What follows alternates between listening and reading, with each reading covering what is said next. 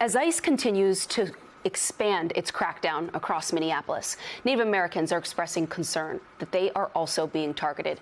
Tribal leaders say members are being stopped by ICE, all based on the color of their skin or their names. MS Now reporter Nnamdi Egwanu joins us now from Minneapolis. Nnamdi, it's good to see you. What are you hearing from the Native community there about ICE's presence and how they're holding up through all of this? Well, Antonia, for one, I can tell you there's frustration, right? If you think about a group that shouldn't have to worry about ICE, it's the Native community here.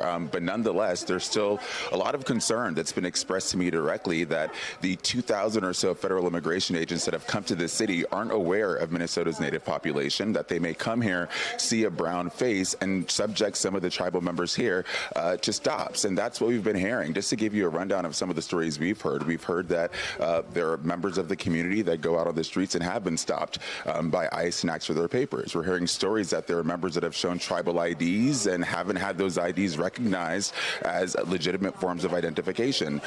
We're hearing stories that there have been at least some detentions of tribal members here, and at least those stories were, and those reports were considered so legitimate that it warranted tribal leaders from other states actually coming here. It's also warranted some of the response you can see behind me. So where I am now, this is Pow Wow Coffee Shop. The room we're in is typically an art gallery, but weeks ago, in response to the surge of ICE personnel here, it essentially turned into a resource center where, for one, over here you can see they have supplies they're giving to ICE observers who have been patrolling the neighborhoods to make sure that tribal members aren't caught in the crosshairs of federal immigration personnel. We also have resources that they're collecting, including canned goods, diapers that they're offering to people who may not feel comfortable going outside, because there are some tribal members that feel if they go out, they could experience the same sort of interactions with ICE personnel that we've heard from members of the Somali and Latino community. So it's a chief concern here. There's been a big focus, for one, on ensuring everyone in the community has access to tribal IDs. You know, we're next door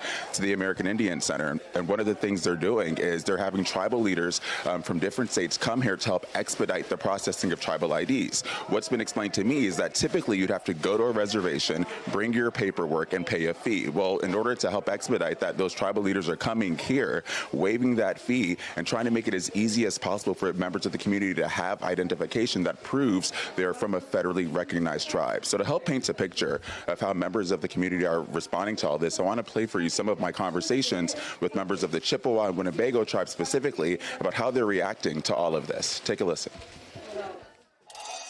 I didn't stand up for the United States and serve my country for us to get terrorized like this, tearing down communities and culture in states and pulling people's out cars and shooting them in broad daylight and breaking up families. You would think we would be the last people who would be subjected to ICE, the very last people who would have to go through this.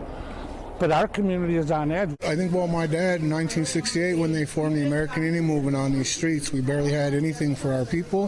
I think about our old chiefs who signed treaties, over 375 treaties, which all have been broken by the federal government.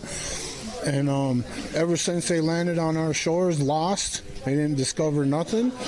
We've been fighting the fight, and the fight continues. Antonia, one tribal member I spoke to gave me a history lesson that outlined another form of the response we're seeing. They told me that in 1968, in the neighborhood we're in right now, in response to concerns about police brutality, the American Indian Movement had patrols that would safeguard the neighborhood, escort members concerned of interactions with the police. 60 years later, they've told me that patrol has been reactivated, this time in response to concerns about encounters with ICE. Nnamdi, thank you so much. We're grateful for your reporting, for you giving voice to the community there.